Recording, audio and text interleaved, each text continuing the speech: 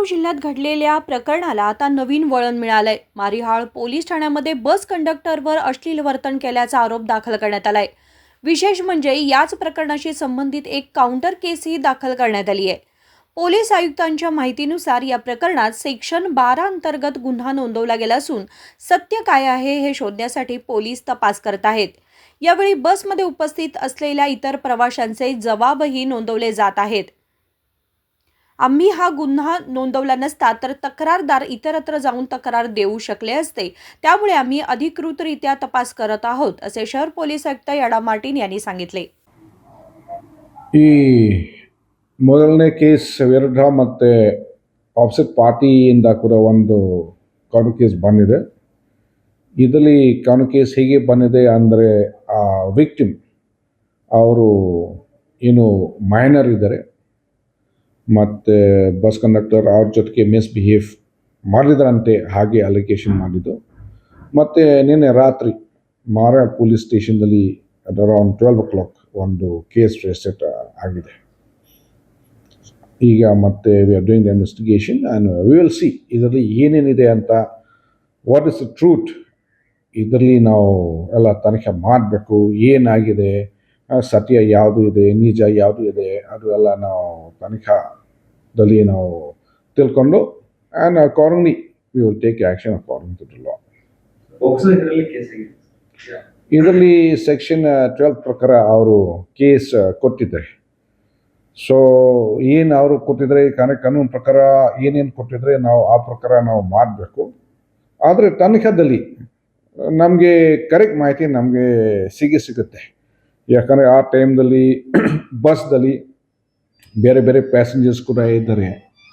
ಅದಕ್ಕೆ ಅವರು ಎಲ್ಲ ಹೇಳಿಕೆ ನಾವು ತೊಗೊಂಡು we will do it as per the law. We will be very neutral.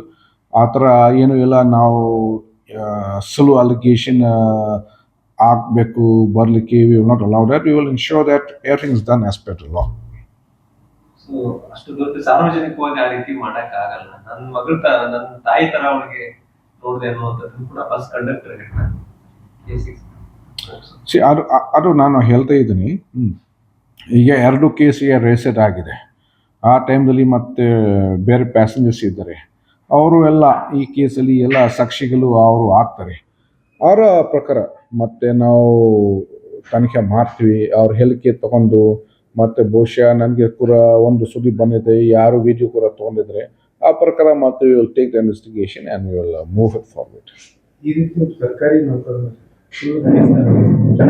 ಕರ್ತವ್ಯ ನಿರ್ವಹಿಸುವ ಸರ್ಕಾರಿ ನೌಕರರು ಅದು ಅವ್ರ ಮಾರಲ್ ಕಡಿಮೆ ಆಗುತ್ತೆ ಅಂತ ನೋಡಿ. ನಾನು ಹೇಳ್ತೀನಿ. ಈಗ ಬಹುಶಃ ನಾವು ಕೇಸ್ ತೊಗೊಂಡಿದ್ದಿಲ್ಲ, ನೆಕ್ಸ್ಟ್ ಏನಾಗುತ್ತೆ, ಅವರು ಮತ್ತು ಸುಮ್ಮನೆ ಹ್ಯೂಮನ್ ರೈಟ್ಸ್ಗೆ ಹೋಗ್ತಾರೆ, ಬೇರೆ ಬೇರೆ ಕಮಿಷನ್ಗೆ ಹೋಗ್ತಾರೆ.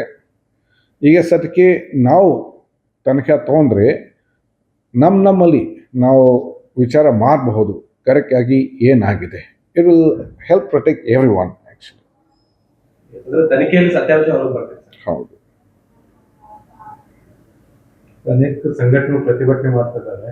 ಮಹಾರಾಷ್ಟ್ರದಲ್ಲಿ ಕೂಡ ಕರ್ನಾಟಕ ಬಸ್ ಟಾರ್ಗೆಟ್ ಮಾಡಲಾಗ್ತದೆ, ಇಲ್ಲಿ ಕಾಣಬಹುದು. ಈ ರೀತಿ ಈ ಗಡಿ ಭಾಗದಲ್ಲಿ ಒಂದು ಆತಂಕ ವಾತಾವರಣ ನಿರ್ಮಾಣ ಮಾಡಬೇಕು, ಏನು ಹೇಳ್ತಾರೆ ಸರ್? ಕರ್ನಾಟಕ ಮತ್ತು ಮಹಾರಾಷ್ಟ್ರ ವಿಷಯ ಬಗ್ಗೆ ತಮ್ಮೆಲ್ಲರಿಗೆ ಗೊತ್ತಿದೆ. ಮೊದಲಿಂದ ಸ್ವಲ್ಪ ಈ ಬಾರ್ಡರ್ ವಿಲೇಜಸ್ ವಿಷಯ ಬಗ್ಗೆ ಸ್ವಲ್ಪ ಇಶ್ಯೂ ಕ್ರಿಯೇಟ್ ಆಗಿದೆ. ಆದರೆ ಈಗ ಬಹಳ ವರ್ಷ ಆಗಿದೆ, ಈಗ ಆ ಥರ ಯಾವುದು ಇಶ್ಯೂ ಕ್ರಿಯೇಟ್ ಆಗಿಲ್ಲ. ಈಗ ಬಹುಶಃ ಈ ಇಶ್ಯೂಯಿಂದ ಯಾವುದು ಪ್ರಾಬ್ಲಮ್ ಕ್ರಿಯೇಟ್ ಆಗ್ಬೋದು. ಅದಕ್ಕೆ ನಾನು ಆಲ್ರೆಡಿ ಈ ನೇಬರಿಂಗ್ SPsಗಳಿಗೆ ಒಂದು ಲೆಟರ್ ನಾನು ಕಳಿಸಿದ್ದೀನಿ. ಅವ್ರ ಜೊತೆಗೆ ನಾನು ಮಾತಾಡಿದ್ದೀನಿ. ಯು ಶುಡ್ ಎನ್ಶೋರ್ ಇದು issue it's a police issue. ಇದರಲ್ಲಿ ಆ ಥರ ಲಾ ಆ್ಯಂಡ್ ಆರ್ಡರ್ ಇಶ್ಯೂ ಯಾವುದೂ ಇಲ್ಲ. ಇದು ಎಲ್ಲ ತನಿಖೆಯಿಂದ ನಾವು ಮುಗಿಸ್ಬೋದು. There is nothing to be concern about.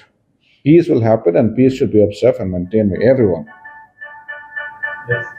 हे प्रकरण सध्या तपासाधीन असून सत्य बाहेर आल्यानंतर अधिक माहिती समोर येईल. बेळगाव पोलिसांची पुढील कारवाई काय असेल, या प्रकरणाचा पुढे काय परिणाम होईल हे पाहणं महत्त्वाचं ठरणार आहे. विनोद कोलकार, KMM मराठी, बेळगाव.